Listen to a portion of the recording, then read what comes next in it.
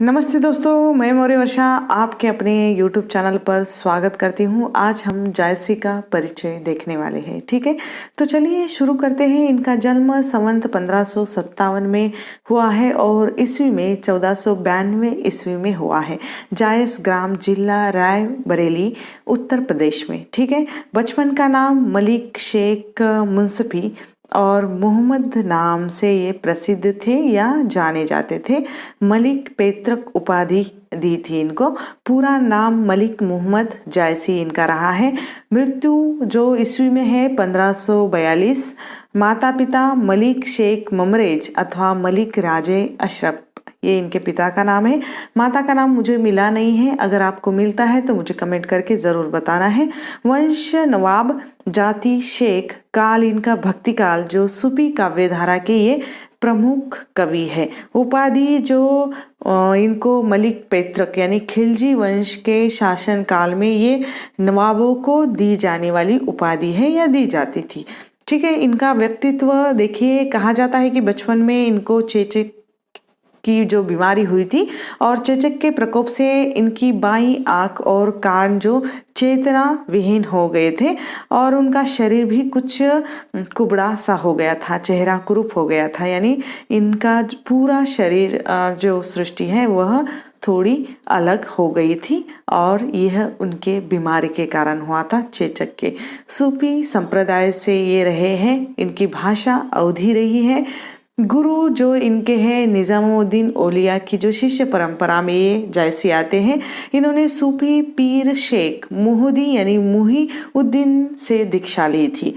इनके समकालीन शेर शाह रहे हैं। शिष्य यानी अमेठी नरेश राम सिंह राजा इनके शिष्य रहे हैं। ठीक है, इनके जो रचनाओं के बारे में यानी 20 ग्रंथों की चर्चा होती है, लेकिन मुझे कुछ 17 ग्रंथ इनके मिले हैं। ठीक है, आपको अगर इससे अलग कुछ मिलता है तो मुझे ज़रूर बताना है।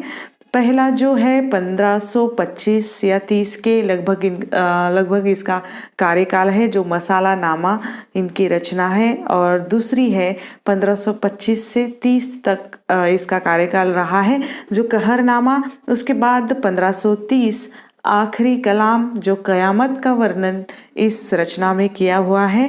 1538 जो चित्रलेखा, चित्रावत भी कहा जाता है उसे, प्रेम प्रधान युक्त इनकी यह रचना है। ठीक है, आखिरी कलाम जो कयामत का वर्णन, एक बार नेट की परीक्षा में ये प्रश्न आया था कि जायसी के किस रचना में कयामत का वर्णन किया हुआ है। ठीक है, तो आपको ये बात याद रखनी है कि आखिरी कलाम में किया हुआ है। इनकी सबसे ज़्यादा प्रसिद्ध रचना सब लोग जानते हैं, 1540 इसका समय है और ये महाकाव्य है पद्मावत। पद्मावत एक प्रेमाख्यान काव्य है जिसमें चित्तौड़ के राजा रत्नसेन और सिंहल द्वीप की राजकुमारी पद्मावती की प्रेम कथा का वर्णन इसमें किया है, जिसमें इतिहास और कल्पना के मिश्रित आधार लिए गए हैं। और इस आधार पर जो राजकुमारी पद्मावती और राजा रत्नसेन का जो प्रेम प्रसंग से लेकर जो सती जाने तक, पद्मावती के सती जाने तक की कथा वर्णित है। ठीक है, खरावट इनकी और एक रचना है जो 12 खड़ी प्रणाली पर रचित ग्रंथ है, यानी जो हिंदी की वर्ण है या वर्ण लिपियां है उस पर आधारित ये रचना है, यानी 12 कड़ी इसमें आई हुई है।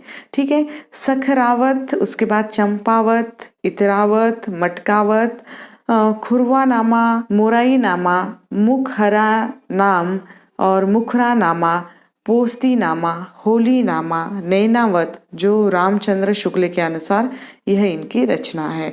ठीक है, ये 17 रचनाएं मिलती है, लेकिन उनकी 20 रचनाओं के बारे में चर्चा इतिहास में होती है।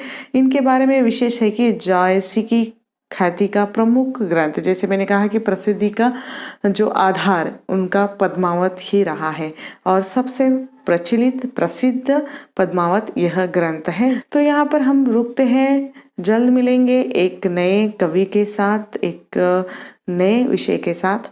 तब तक के लिए धन्यवाद।